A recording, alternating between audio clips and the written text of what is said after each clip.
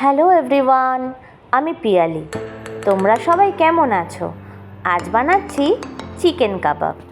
রেস্টুরেন্টের কাবাব খেতে তো আমরা ভীষণ পছন্দ করি, কিন্তু যদি এই কাবাবটাই বাড়িতে বানিয়ে নেওয়া যায় হেলদি উপায়, তো চলো দেখে নেওয়া যাক।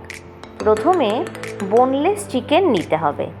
আমি এখানে 500 গ্রাম বোনলেস চিকেন ইউজ করেছি। তোমরা তোমাদের পছন্দ মতো অনুপাতে চিকেনটা নিতে পারো। আর নিতে হবে কিছুটা পেঁয়াজ, ক্যাপসিকাম আর টমেটো। এবার একটা পাত্রে সব সবজি আর চিকেন নিয়ে নুন, হলুদ, টক দই, আদা রসুনের বাটা, ঘি, জিরের গুঁড়ো, ধনের গুঁড়ো, লঙ্কার গুঁড়ো নিতে হবে। আর নিতে হবে কাবাব মশলা, যেটা কিনা এই রান্নার জন্য মেন উপকরণ। এবার আমাদের মালয়েশিয়াতে এই শিক কাবাবের মশলাটা ভীষণ জনপ্রিয়। তোমাদের ওখানে যেটা ভালো তোমরা সেটাই ইউজ করতে পারো। চিকেনটাকে আর সবজিগুলোকে ভালো করে ম্যারিনেট করে নিতে হবে। তারপর একটা ঢাকনা দিয়ে ভালো করে চেপে ফ্রিজে রেখে দিতে হবে 1 ঘন্টার জন্য। আরেক দিকে কি করব, কিছুটা কাঠি নিয়ে একটা পাত্রে জল দিয়ে কাঠিগুলোকে ভিজিয়ে রেখে দেব। 1 ঘন্টা বাদে ঢাকনাটা তুলে নিতে হবে।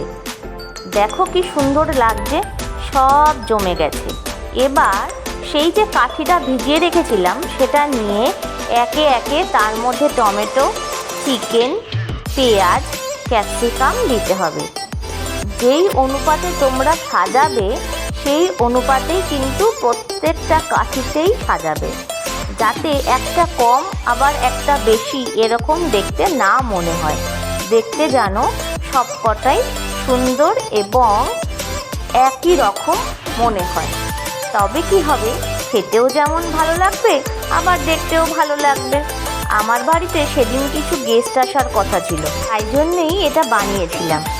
তোমরাও কিন্তু কেউ আসলে বাড়িতে অবশ্যই এটা বানিয়ে খাইও। কেউ বলবেই না এটা বাইরেতে বানানো, সবাই বলবে এটা রেস্টুরেন্টের থেকেই আনানো। আমার কথাটা মিলিয়ে নিও। দেখো সবাই কেমন কমেন্ট করে, আমাকে অবশ্যই কিন্তু কমেন্টে জানিও।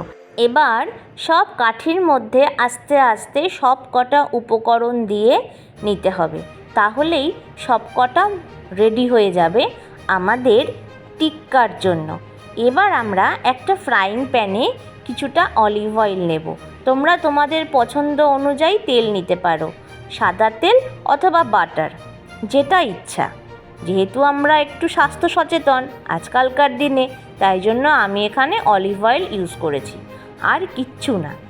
এবার একে একে ওই কাঠি সমেত চিকেন দিয়ে দিতে হবে। দেখো আমি কেমন করে দিচ্ছি, যাতে একটার সঙ্গে আরেকটা না লেগে যায়। এবার আমাদের ওই কাঠিগুলোকে উল্টে পাল্টে নিয়ে বাদামি রং ধরা অবধি অপেক্ষা করতে হবে। যখনই দেখবে এটার কালার বাদামি রং এসে গেছে, তখনই বুঝবে তোমাদের এই কাবাব রেডি হয়ে গেছে। এই দেখো আমার কাবাব কিন্তু রেডি। তোমরাও কি এমন করে বানাও? যদি বানিয়ে থাকো অবশ্যই আমাকে জানিও। যদি ভিডিওটা ভালো লেগে থাকে তাহলে অবশ্যই কমেন্ট করে জানিও, লাইক আর শেয়ার করো। নতুন বন্ধুরা অবশ্যই সাবস্ক্রাইব করো। তো আজকের মতো টাটা, সবাই ভালো থেকো, সুস্থ থেকো।